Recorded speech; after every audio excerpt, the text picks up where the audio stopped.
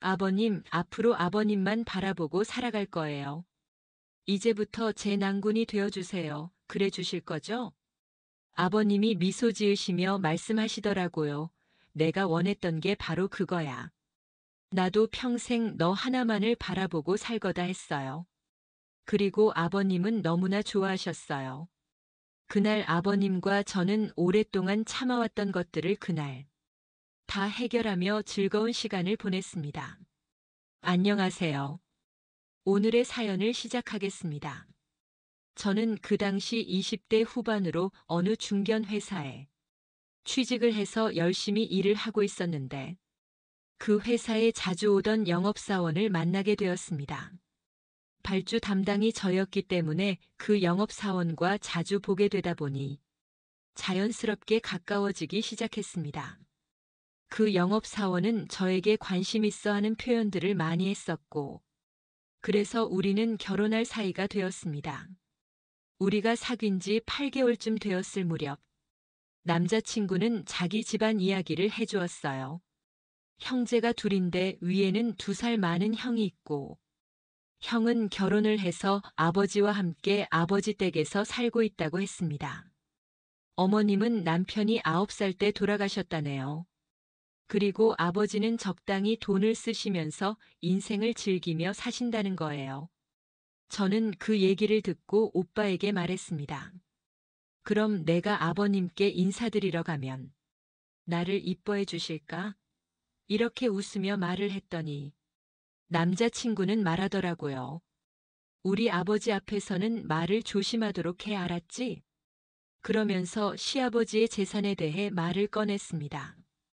아버지가 수십 년 전에 저렴하게 사놨던 논밭들이 관광단지로 개발되면서 땅 시세가 많이 올랐었거든.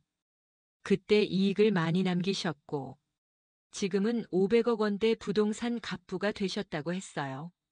현금도 상당히 보유하고 계시는데 문제는 자식들에게는 돈을 너무 아끼신다는 겁니다. 경제적 지원도 자식들 학비랑 결혼까지만 지원해 주시고 그 이후에는 자식들이 알아서 해야 한다고 아예 돈을 주지 않겠다고 하셨답니다. 저는 남자친구의 말을 듣고 머릿속으로 생각을 했습니다. 저희 집은 너무 가난했기 때문에 남자친구가 마음에 들지 않았지만 남자친구 아버지의 재산에 관심이 생기는 겁니다. 잘만 하면 제 인생도 바뀔 수 있겠다는 생각이 제 머릿속을 스쳐 지나갔습니다. 그래서 저는 남자친구와 결혼하기로 마음먹었고 남자친구 아버지에게 무조건 잘 보이기로 했어요. 그리고 시아버지에 대해서 조사해 보기로 했습니다. 저는 남자친구 집안 마트 사장님이 아버님의 친구분이시란 얘기를 듣고 그분께 시아버지에 대해 여쭤보러 찾아갔더니 아버님은 그것이 아주 건강한 사람이라고 하시는 겁니다. 그리고 저를 보시면서 이렇게 말했습니다. 그 친구가 딱 좋아하는 스타일이 바로 아가씨 같은 스타일이야 하더군요. 저는 얘기했습니다. 아, 저는 그 집 며느리가 될 사람이에요. 이렇게 말씀을 드리니 웃으시며 저에게 다가와 귓속말로 그러시더라고요. 며느리 하지 말고 그 친구 아직 한창인데 여자친구나 되어봐. 아마 자네 인생이 활짝 필 거네. 아니, 뭐 그냥 흘려들어도 되는 이야기니까. 너무 귀담아 듣진 않아도 돼. 내가 그랬다고 말하지는 말고. 저는 그 사장님께 좋은 정보 주셔서 감사하다고 인사를 하고 집으로 돌아왔습니다. 저는 그때 반지 하방에서 가족들과 같이 살고 있었는데 이렇게 저는 예비 시아버지에 대한 조사를 완벽하게 마쳤습니다. 저는 저의 생각대로 시아버지의 며느리가 되었다가 시아버지 옆자리로 가야겠다는 생각을 했습니다. 그리고 6개월이 흐른 뒤 남자친구 아버지는 막내 아들을 결혼시켜야겠다며 드디어 주말에 저를 집으로 부르셨습니다. 남자친구는 아버지를 만나려면 미리 좀 준비를 하라고 말을 해주었습니다. 저는 기다리고 기다리던 저의 생각을 실행시키기 위해서 준비를 철저히 했습니다. 머리 스타일과 옷을 시아버지께서 좋아하시는 대로 꾸미고 일주일 내내 피부 관리도 했어요.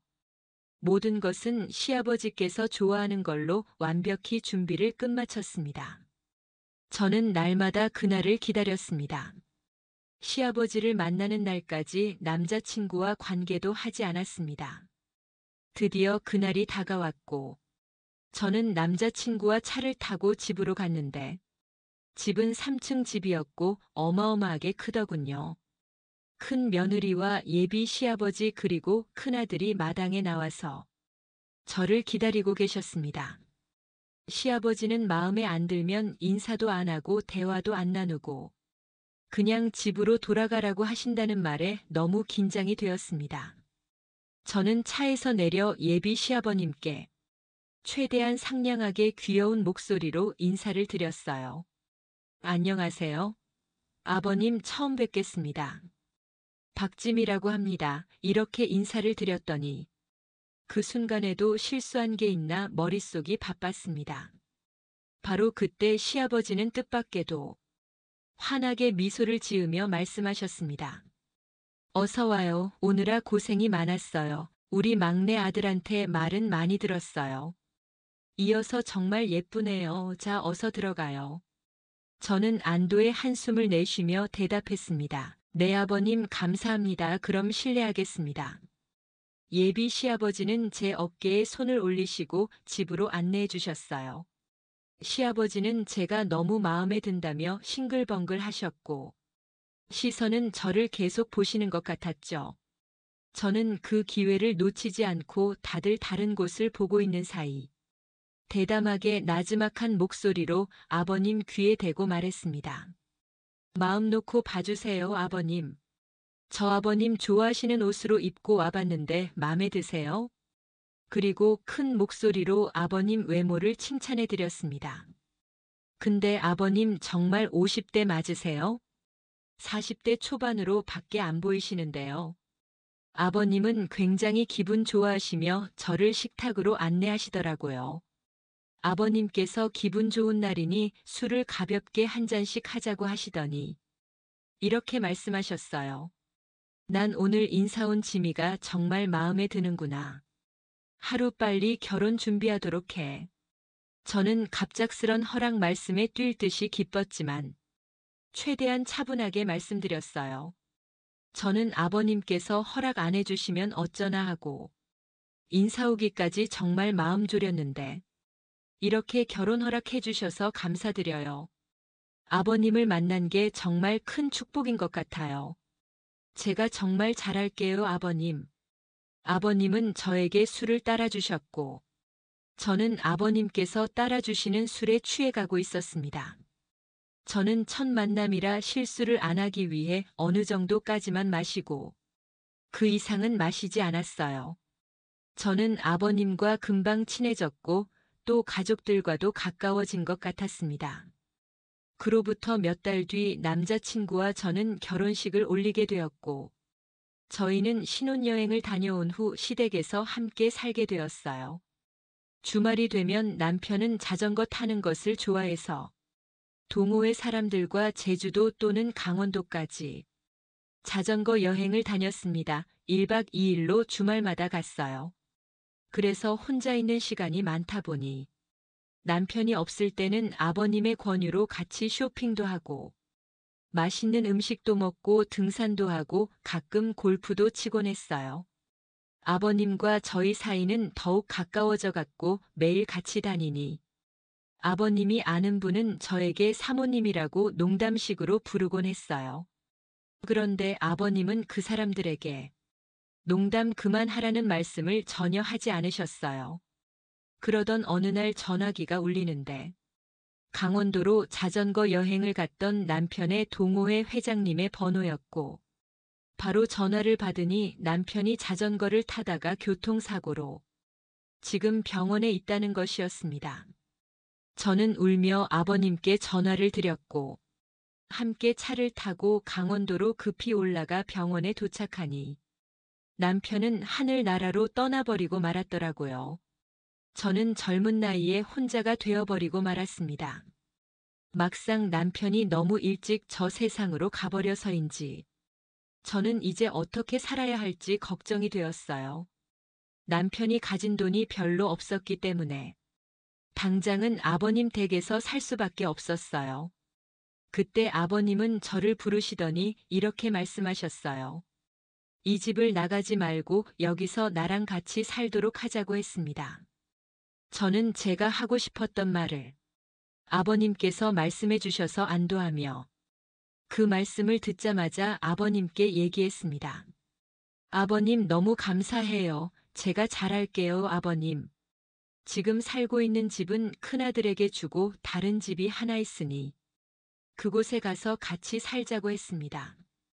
그렇게 아버님과 함께 새로운 집으로 이사 가서 살게 되었어요. 그 집은 지금 살고 있는 집보다 비교가 안 될 정도로 더 크고 웅장한 집이었습니다. 아버님은 이미 저하고 살 수 있도록 저에게 맞게 인테리어와 가구를 해놓으셨더라고요. 저에게 선물로 주는 거라고 하셨고, 이 집에서 같이 잘 살아보자고 하셨습니다. 어느 날 아버님과 술을 한잔하며 앞으로의 계획에 대해 이야기를 하게 되었는데, 이런저런 이야기를 하며 술을 한 잔, 두 잔 마시다 보니 취기가 올라왔습니다. 그날 저와 아버님은 시아버지와 며느리의 선을 넘어서고 말았습니다. 아버님과 저는 잠시 침묵이 흘렀습니다. 그 침묵 속에서 제가 먼저 속마음을 말씀드렸어요. 아버님, 앞으로 아버님만 바라보고 살아갈 거예요. 이제부터 제 낭군이 되어주세요. 그래 주실 거죠? 아버님이 미소 지으시며 말씀하시더라고요. 내가 원했던 게 바로 그거야. 나도 평생 너 하나만을 바라보고 살 거다 했어요. 그리고 아버님은 너무나 좋아하셨어요. 그날 아버님과 저는 오랫동안 참아왔던 것들을 그날 다 해결하며 즐거운 시간을 보냈습니다. 그렇게 행복하고 즐거운 시간을 가진 후 아버님이 저에게 사돈집 사정이 어려우니 매월 생활비로 300만 원씩 주면 어떻게 했냐고 하더라고요. 저는 아버님에게 조금만 더 달라고 했습니다. 아버님은 기분이다 알았어 하며 500만 원씩 저희 집에 생활비로 보내겠다고 했어요. 아버님을 제가 결혼 전 생각했던 대로 내 사람으로 만들었습니다. 아버님은 매일 저를 행복하게 해주었습니다. 정말 좋았어요. 아버님과 저는 보름 정도를 집에만 있었고 밥 먹고 TV 보고 즐거운 시간을 나누었습니다. 저는 너무나 행복했습니다. 그리고 다시는 지하 단칸방 삶을 살아가고 싶진 않아요. 아버님과 저는 행복하게 잘 살아보려고 합니다. 감사합니다. 오늘의 사연은 여기까지입니다. 구독과 좋아요, 알림 설정 부탁드립니다.